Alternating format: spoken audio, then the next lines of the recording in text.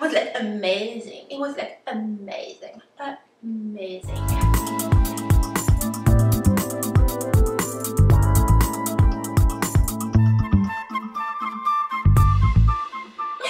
Salut rebelle créative, nouvelle capsule aujourd'hui avec un sujet mais vraiment trop cool. On parle de comment dépasser un complexe.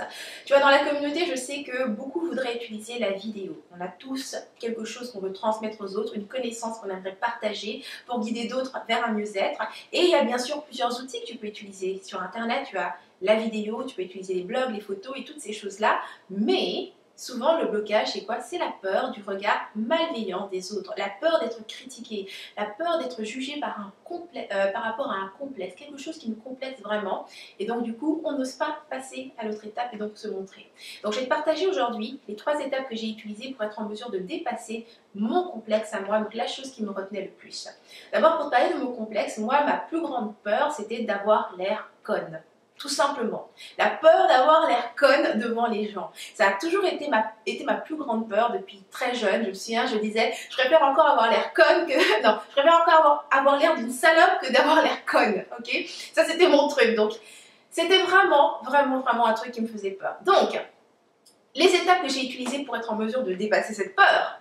Étape numéro 1, c'est vraiment, j'ai choisi simplement de me libérer et de mettre cette particularité de ma personne de l'avant. Okay. Quand je parle d'avoir l'air conne, c'est que ça a toujours fait partie de ma façon de m'exprimer, cette fantaisie que j'ai et qui se mélange en fait à peu près à tout ce que je fais, tu vois. Et ça a toujours été comme ça, même dans mes emplois où je travaillais, quand j'ai des collègues assis à côté de moi, tu voyais d'abord une personne tout à fait normale, mais en plein milieu de la journée, tu me vois en train de faire un tas de trucs complètement dingues.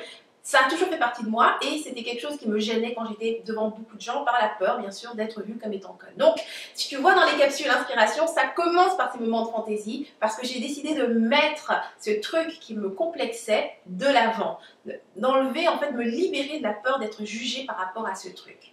La deuxième étape qui m'a permis donc de dépasser et de me libérer de ce complexe, c'était en fait de le faire là où c'est facile, ok? Parce que il y a un truc, quand il y a quelque chose qui nous fait peur, c'est quelque part on a tendance à vouloir, en fait, à l'attirer, tout simplement, parce qu'on cherche, s'il te plaît, quelque part à être validé dans ça, en fait, que quelqu'un nous dise tu es belle, même comme ça, ou peu importe. Et moi, dans mon cas, les personnes dont j'avais besoin d'une certaine validation, c'était les personnes qui étaient en fait tout à fait mon contraire, tu vois. Donc, dans les premiers temps, quand j'ai commencé à écrire, en fait, parce que je ne faisais pas encore des vidéos, j'écrivais des blogs, mais j'utilisais quand même des photos très fantaisistes que moi je faisais, donc c'est des photos de moi. J'avais partagé mes articles dans des groupes hyper, disons, plus sérieux, on va dire, sur LinkedIn. Et souvent sur LinkedIn, c'est ça, c'est une approche plus traditionnelle du business. Et donc c'est ça, donc toute cette fantaisie mêlée au business, ça marche pas trop. Et d'ailleurs, j'ai eu des commentaires, mais vraiment vaches, genre que j'écrivais comme, je sais même plus quel hebdo à 1 euro, enfin peu importe. Mais le jour où j'ai vécu ça m'a fait comprendre qu'en fait, je n'avais pas besoin d'aller dans ces endroits-là, tu vois. C'est vraiment con à dire, mais c'est que tu n'as pas besoin d'aller là où tu ne te sens pas à ta place, tout simplement. Tu n'es pas là pour plaire à tout le monde. Tout le monde n'a pas les mêmes goûts et c'est très bien comme ça. Parce qu'en dehors de ces groupes-là sur LinkedIn qui étaient dans cette approche plus traditionnelle, il y a des endroits où j'étais bienvenue, tu vois. Des endroits où les gens étaient heureux de voir cette différence et qui trouvaient ça cool, ok? Donc, ce qui m'amène à la 3e étape, c'était vraiment de me poser la question: j'appartiens à quelle communauté? Quels sont ces lieux où ce serait facile pour moi de me montrer telle que je suis, de montrer cette folie, de montrer cette différence, ce truc qui me complexe? Et c'est très important parce que jusque-là, ma façon de voir la communauté, c'était la communauté que moi j'étais en train de créer. Donc j'appartenais aux rebelles créatives, j'avais créé Rebelles Créatives, donc je ne voyais les choses que dans ce sens-là.